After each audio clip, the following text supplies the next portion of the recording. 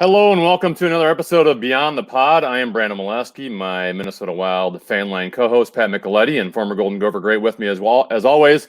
And we are brought to you by SodaSick.com and Culturama. And Pat, we're happy to have the head coach of the Minnesota Wild, Dean Evason, join us right out of the gate. Dean back in his home in Montreal. And Dean, really appreciate your time this morning. I know you're a busy guy with lots of stuff going on, but I have to ask you the hard-hitting question right out of the gate here. Okay.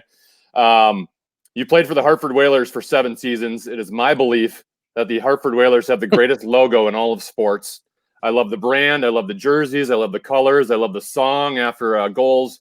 We'll eliminate the Minnesota Wild, so you don't have any bias. But do you agree with me that the Hartford Whalers have the greatest brand of all time?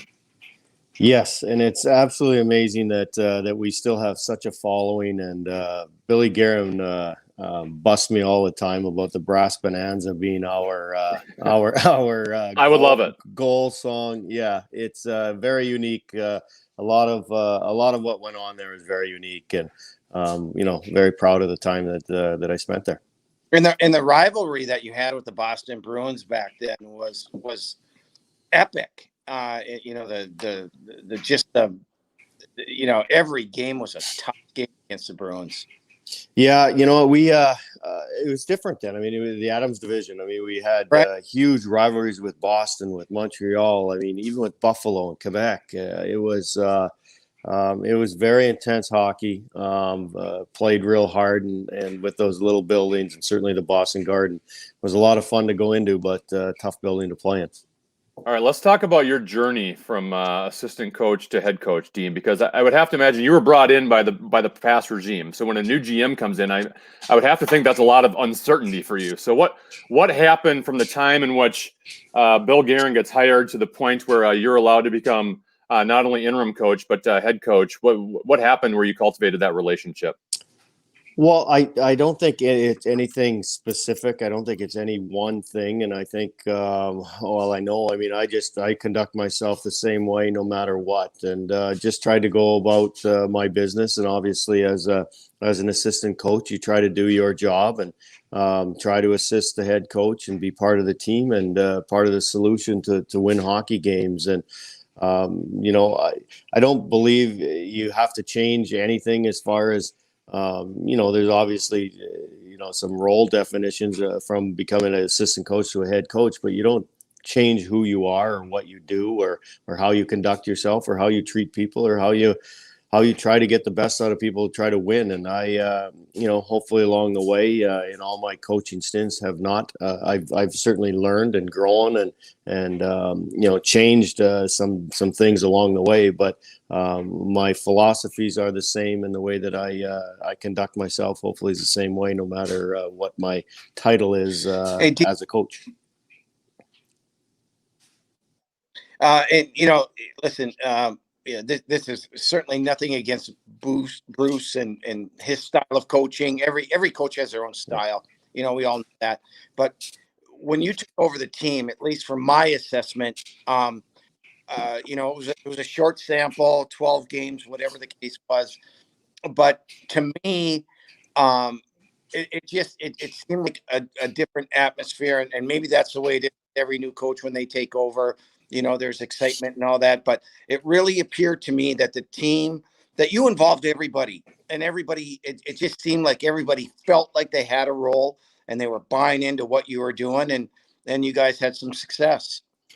Well, I mean, that's certainly been one of the things that I've tried to concentrate on as a coach, is try to, and not only with the players, I'm sure you're speaking about the players, but with our coaching staff, you try to define roles and you try to be a team within our coaching room. And I believe if you do that, it sends a really nice message to your group, because you're preaching team to your group. And if you come in there and you're not a team, as a coaching staff, then it's like, they're like, well, wait a minute, you're not doing the same thing. So try to do the exact same thing. And and I think the communication is a huge part of it, not only with the players, but with the team, the coaching staff as well. So hopefully we've started that culture, creating that that team first atmosphere, and will allow us to have success. Let's talk about your playoff series against Vancouver. You guys seemed to play your game one, and looked like that was kind of the blueprint for maybe the rest of the series, and obviously it didn't go that way after the first game.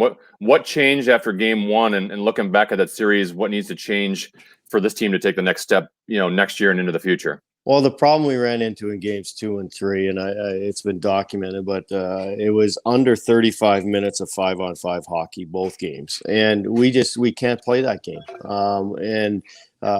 We got ourselves into trouble discipline-wise, taking penalties. And we weren't allowed to do what we do. Certainly there's going to be hockey games like that. We have to get better on the power play. We have to get better on our penalty kill as well. Our special teams, but we shot ourselves in the foot. We should not have been in the penalty box that often. We should have gave ourselves an opportunity to play to our strength with our 4 lines and our 6D and our depth, which we did in game 1. And obviously game 1 we scored on the power play as well. So we did a lot of uncharacteristic things since we took over in that game 2 and 3 that snowballed. Game 4, we thought we played a real good hockey game, got back to exactly doing what we did, and unfortunately got a loss in overtime. Yeah, game 1, it was for the way that you guys had to win was textbook. You hit 5-on-5. Once you got your forecheck going, you smothered them, you frustrated their high-end players are high-end players, the young kids that they have. And I don't think they minded all the penalties in the next couple games because, like you said, it just took you guys off your game. Yeah, no question. And for us to again to have success, we needed everybody pulling, and we weren't allowed to have that happen. You get into those situations, guys are sitting on the bench, or your lines are all messed up, and we weren't able to flow like we obviously wanted to. I feel like one of the most encouraging parts of the season was really the emergence of Kevin Fiala kind of approaching star territory. And it seemed like, especially once you took over, he seemed to be even emboldened even more and played more minutes and had a bigger role. What was kind of your philosophy on handling him throughout the season and getting him to a point where, he probably even has to take another step next year? Yeah, he's definitely going to take another step. He has to. And he was one of the guys that, struggled with his consistency as far as the discipline in the playoffs, games 2 and 3. He took way too many penalties. And him and I had discussions years ago when I was coaching in Milwaukee and he was first come over here. I mean, he's the best offensive player in our hockey club.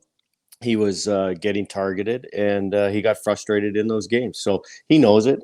He was accountable to it, recognized it, and he'll be better going forward. But the thing is, he's even more mature than he was, obviously, when I had him in Milwaukee, and he can continue to make a step. But I think what allowed him to have success this year, and certainly down the stretch, was how he was committed to the team game. He was committed to sharing with the puck with his teammates and communicating with them, and it just allowed him to still play his game. He's got tremendous skill, tremendous talent, skating, shooting, handling the puck. He has all those assets, but he was doing it within a team atmosphere.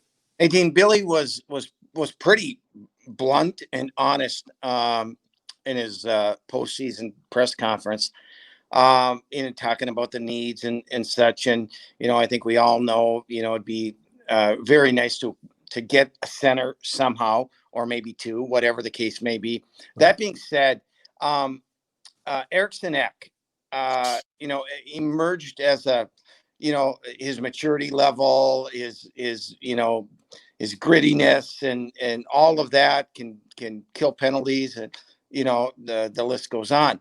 That being said, when you look at him offensively, do you think we've seen what he can do offensively, or is there more there that maybe we just haven't seen yet, because of his, age and such. Yeah, no, we believe there's way more that we'll see, way more. He is a defensive minded guy. He does all of those things. His face-offs took a step forward this year, which had to get better. They did. He's defensively so sound, so big, so strong, so physical, so a tough guy to play against. But his offense hasn't translated yet. It's there. We see it in practice. We see it a lot, in different spurts and different areas, but it's not as consistent as it's going to be. So there's no question he's going to take a step offensively, towards, being a better, obviously well-rounded player. Do you think that's, loosening the reins maybe a little bit, or just getting it in his head to take that extra chance or risk or whatever the case may be to get him going, or what is it that maybe might get him to that next step? Well, I think it's getting him to understand that he can do it, that he can, he doesn't, you can go forecheck. Like, you don't have to always be the third man high. You can get in there. You can be the first guy. You can be physical. You can make plays, and giving him that confidence. But obviously he has to, get the confidence too, and or accept the confidence that he can do that. But and he will. But there's also there's an element of the Swedish player. I'm sure you guys know, like and they're very defensive minded, and I was fortunate enough to be with Nick Backstrom in Washington when he first came over, and we had to push him to go, like, just go. You don't have to always be the first guy back into your zone as the centerman. The way we play the game now, the first forward back is going to go down and help the D. So he understands that. It's just a matter of kind of getting out of his shell a little bit. And I think same as we talked about Kevin Fiala, he's going to take another step in his maturity and his confidence level when he comes to camp this year. Well, let's talk about your Russian player, Kirill Kaprizov. I know you got the opportunity to pick him up from the airport. Yeah. How much interaction did you have with him other than just driving him from the airport? What have you seen from him on tape in his KHL playing? And what's kind of your realistic expectation for what kind of a role he'll have here in his first year in a Wild uniform? Yeah, Billy and I were able to spend some time with him after. Just what really impressed us was his maturity level already. I mean, he's played pro for a few years. I didn't expect his English to be as good as it was. I took a lot of heat for when I picked him up. They said I sounded like Drago from Rocky or something. Me, coach, you, player. And the guys are like, he speaks perfect English, and he really does. And he's got. But what impressed Billy and I the most, I think, is that he kept asking, like, when am I going to meet the guys? Like, when do I get to meet the players? And he wanted to go on the ice and all of that. So obviously he had to go through a bit of a quarantine period. So with some distancing, we were able to get him to meet a few of the guys. But that's what impressed us right away, is that he seemed very team oriented right away. He knew a lot of the players. When we were just chatting, he'd be like, it's so-and-so and had a good year, and this guy and blah, blah. And so he had done his homework, he'd studied, he'd watched us. So we're excited, obviously, about bringing in his skill level. But we're, it doesn't seem like we're going to be bringing in a raw guy that hasn't played. Obviously, he's played pro hockey, and the KHL is a real good league. So he should be able to step in and help us clearly right away. Hey, Dean, when you watch the playoffs, which I'm sure you are every day, like we are, and you watch some of the teams play and their style and their personnel and their goaltending and, whatever, do you compare, like, your team to what's out there and what you think you need to do, to move up and, take that next step? Yeah, it's funny, Pat, because like when you lose out right away, like, you're just like, and I said a couple of times, like, you're bitter, you're frustrated, but it was actually sad leaving the bubble, because it was such a wonderful atmosphere, and it was we really thought that we had a hockey club, and the way that we were playing, that we could continue. So when you when you lose, you take a step back, and I didn't watch the first round, like but now I'm dived into it again. But you do. That's exactly what we do as coaches. You start watching. And it's funny because you don't necessarily watch individual players. I'm watching more systematic stuff, like how are they playing in the D zone, how are they playing in the neutral zone. We have our thought process of how we're going to play the game and our structure, but there's little tweaks of what teams are doing. There's who are they starting in the offensive zone as opposed to defensive zone as far as their lineup. So you're always learning, I think, and you're always trying to teach yourself different things and learn from how teams are playing the game, how coaches are coaching, and hopefully we're taking stuff that can allow us to get better as a group. Two more questions for Minnesota Wild head coach Dean Evason. I'm Brandon Mileski, Pat Micheletti with me on Beyond the Pod. And Dean, I want to ask you, clearly any decision being made this offseason is going to fall on the GM, Bill Guerin. But I'm just wondering, how much input do you have when it comes to free agency, trades, even the draft? I mean, how much are you interaction? How much is he listening to you? And really, how much input does the head coach have when it comes to personnel? Well, I think you guys have been around Billy or talked to him. He's a great communicator. He makes us all feel involved. We're in constant contact with everything, but certainly with free agency and how our hockey club needs to work. And the biggest thing that him and I have talked about is our hockey club needs to fit. We need to put pieces into place. And you hear it all the time. It's a puzzle. But if you have 6 left wingers on your team, it doesn't fit. And you need a group that fits together. So there's certainly pieces that we have identified that we've communicated as a group. And it's not just him and I, it's our coaching staff and the hockey ops, people. Included, we had a great weekend last weekend at Craig Leopold's place, and we did kind of a hockey summit. It was awesome that we were all able to communicate and talk about how we want to get better and how we're going to achieve our ultimate goal, which is winning the Stanley Cup. And one more question for you, Dean. Now that you've been a head coach for a short amount of time, what's the best thing about being a head coach as compared to an assistant coach, and what's the worst part? Media is the worst part by far. Sorry. No, right? I know it's it's part of it for sure. I'm just not I'm not a social media guy. I really try to avoid it. Obviously, you have to know what's going on out there and all that kind of stuff. But I coach the hockey club, and that's my job, and that's what I'm going to do. I don't really care if people write negative stories or positive stories or what have you. It's going to happen.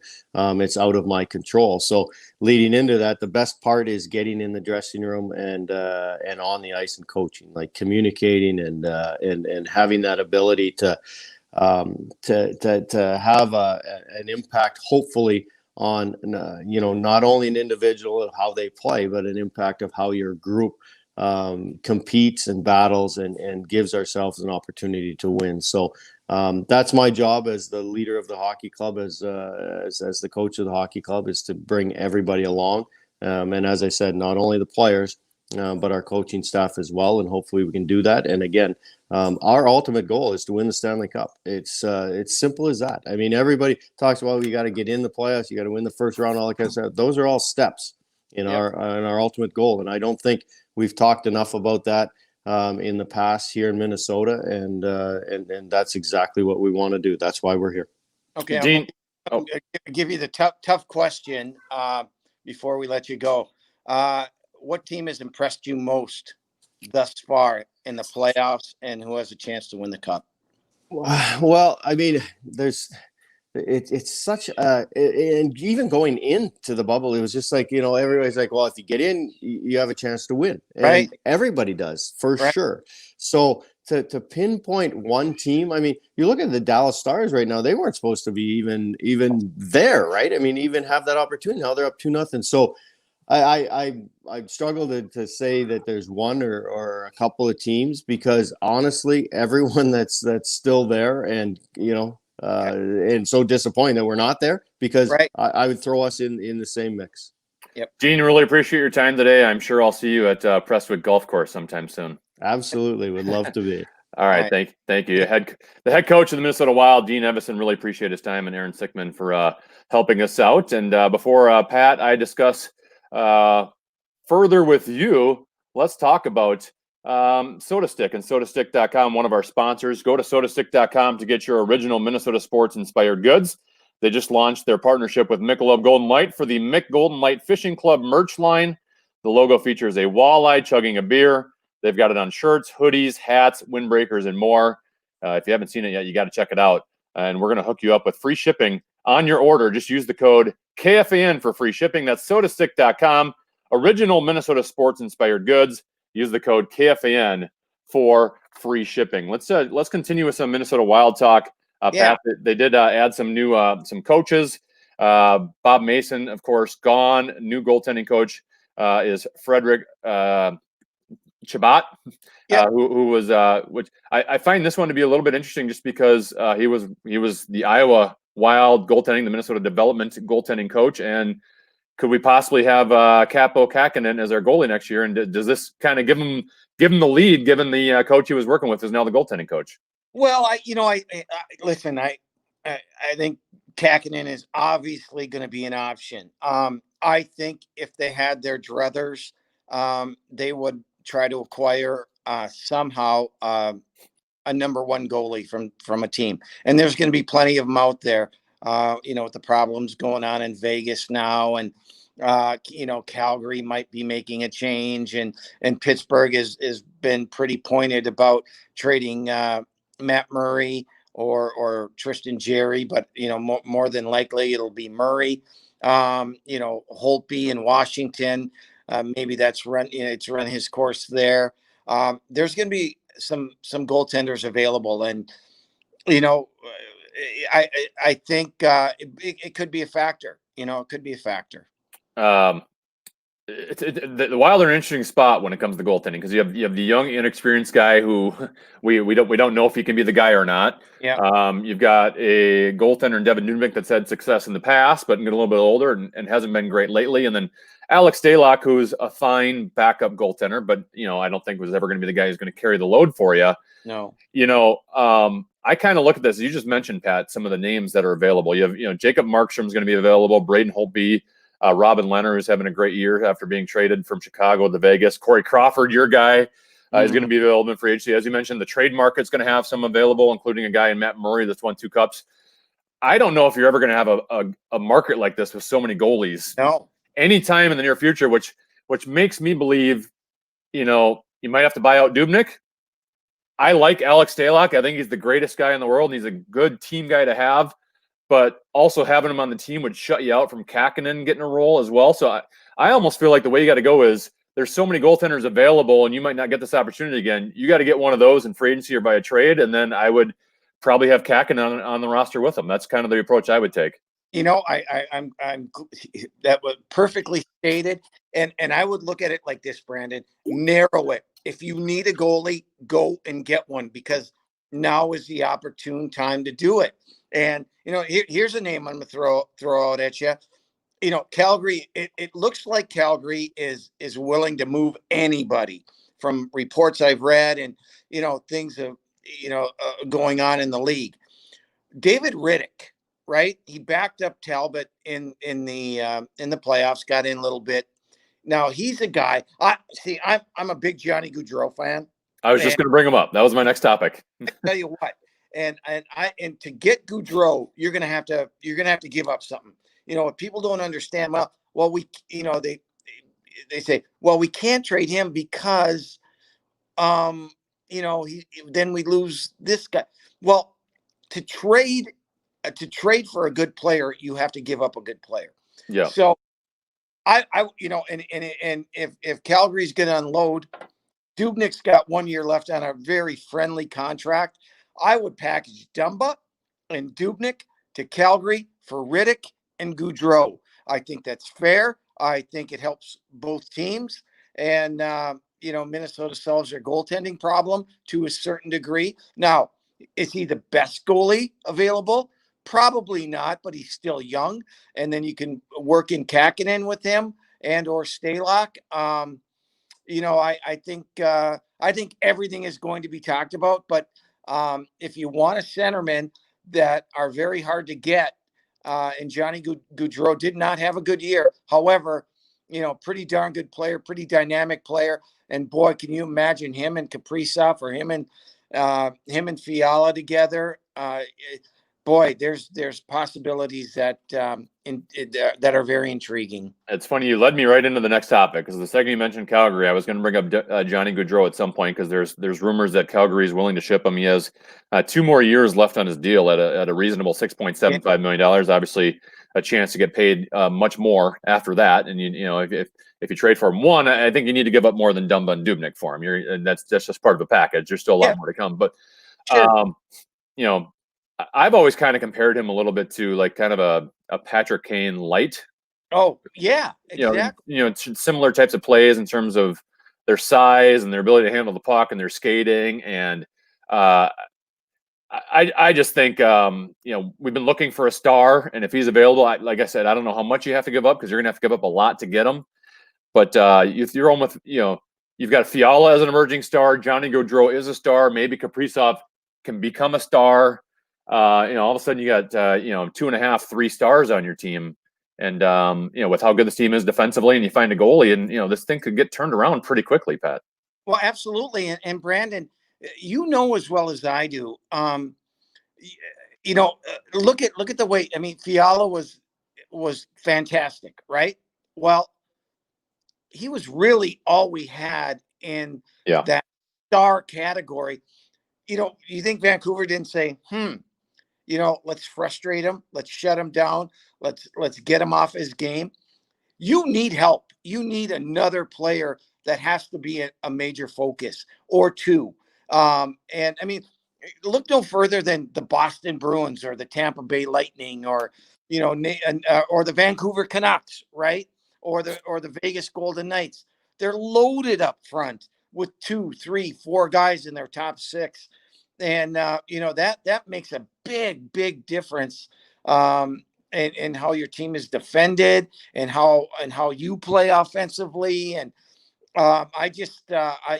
listen, we know the needs of this team, and it's not going to be easy to fill all the voids that are there. But like you said, 1 or 2 guys can really elevate what you have right now. And that's why I'm with you, where I don't think they're that far away with a couple moves.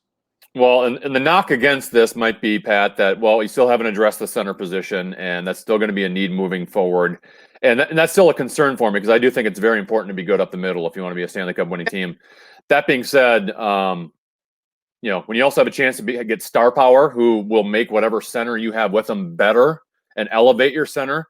I know we've had enough of left-handed left wings on this roster.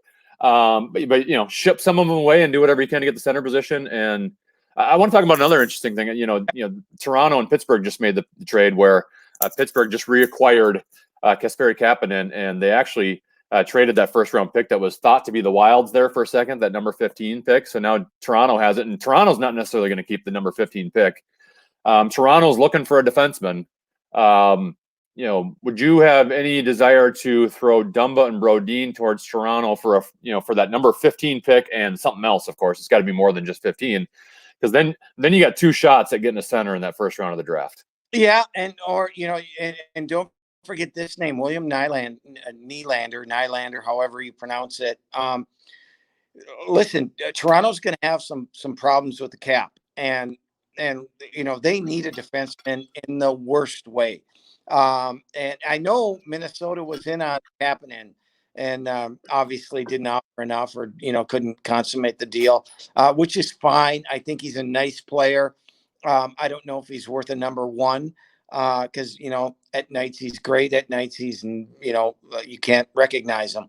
So, but Nylander is people are talking about him being a potential star. Hasn't hit that yet. I think he had mid-20s in goals this year. He'd be another guy that would be very intriguing, and I'm sure they're going to be talking to Toronto an awful lot over the rest of the summer. I want to talk about some of the guys that are, maybe due for a contract extension. One of them would be Marcus Felino. He has 1 year left at $2.875 million, so he'll be an unrestricted free agent after this upcoming season. And, Pat, I like Marcus Felino as a player. I like him as a third line, fourth line, bottom six type guy. I do feel like he gets hyped up a little bit too much in this town. People are clamoring for him to be the captain, and he's a great soundbite after games and all that stuff. And people are doing the old, we have to re-sign this guy. And when you start getting into $3 million territory or $4 million territory for a bottom six guy, that worries me a little bit. I'm not like 100% in on we have to re-sign Marcus Felino. I think he's a good player. He's a solid player, and I like him. But like I said, I feel like people have hyped him up a little bit too much. Well, yeah, and listen, he's slotted, right? If you go in the $5 million range, then you're making a mistake. I like him. I think he's a player that Dean talked about, getting the right fit. I think he's a right fit because he is a good guy. He doesn't stir the pot, and I think. When I look at line combinations and things of that nature, if you have two superstars, let's say it is Kaprizov and Goudreau, right? He may fit in on a line like that because he knows what to do. He's not a dumb player, and he can bang, he can go in the corners, he can get in front of the net. He may be a guy that just fits on a line, okay? And instead of just playing his 8 minutes a night or whatever. So you don't know, is there 20, 25 in him? No, but you're not looking for that.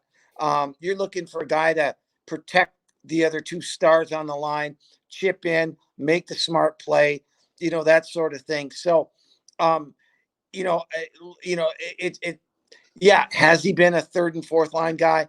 Does he have a little bit more? Maybe it's might be worth a shot. I would sign him, but I wouldn't. I think I think he knows what he's worth too, and accept it. I like him where he's at, but I don't like him if he's going to start making more money. I guess is my point. Right. Exactly. In terms of what the hit is against the salary cap. All right, two more topics. One more Wild related topic. We didn't get to it last week, but Jim Souhan had a column in the Star Tribune suggesting the Wild trade Zach Parise and retain Devin Dubnyk. And as I was reading it, my thought process was, sure, I'm fine with trading Zach Parise, but I don't think you're going to get as much back as Jim thought you could get like a young prospect back for him. And I think if you trade him, you're getting kind of someone else's bad contract along with them. Yeah. And we already kind of mentioned Devin Dubnyk earlier, but I don't know if you can go into another season counting as him as your number one. At the very least, if you're going to keep him, I think you got to get him someone who's a 1A, 1B that can compete. The goaltending in the playoffs is, it makes or breaks your team. It really does. We've seen absolutely fantastic goaltending, from the majority of the teams, and then you see the teams that are losing, it's some bad goals, and you need. I'm more and more convinced that this team's top, 1A, but they need to find a goaltender. They really do. You can't play around. If you want to win, you can't play around where you're hoping for a rebound year or because guess what? The players know. They know, and it affects their psychology and their thinking, and it's you don't want to go into it with here we go again, one bad goal, we lose the game, we played well, but and so I think, like, you make changes to your coaching staff, you need to make changes where you see fit if you want to take that next step, and Devin had a great career here. No question about it. And he had an off year last year, but I think it's just time that they really focus on what they need to do.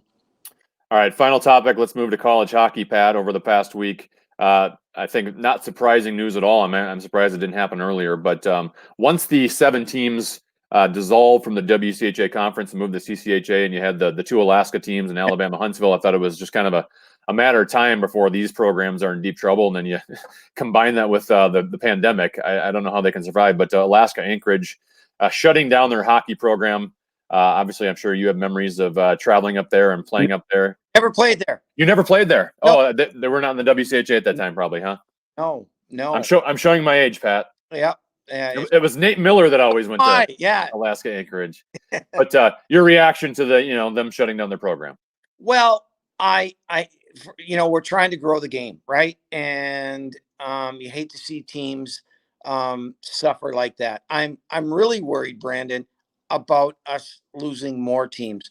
You got teams in the Upper Peninsula that are small schools that don't have revenue generating sports like football to support it, and you're relying on ticket sales, and it's going to be tough. It's going to be a tough road going forward. Hopefully everyone will survive, because as soon as we add St. Thomas, well, then we lose 1 and maybe lose 2, and that's and it takes a lot of opportunities away from kids. So hopefully we'll get through this thing and everyone will survive. But it's tough to see that happen. I mean, there was a time, Brandon, when Anchorage and Alaska joined the WCHA, Anchorage did, that they were paying for the flights of other teams to go up there and their lodging and everything. Jeez, so it was like a trip.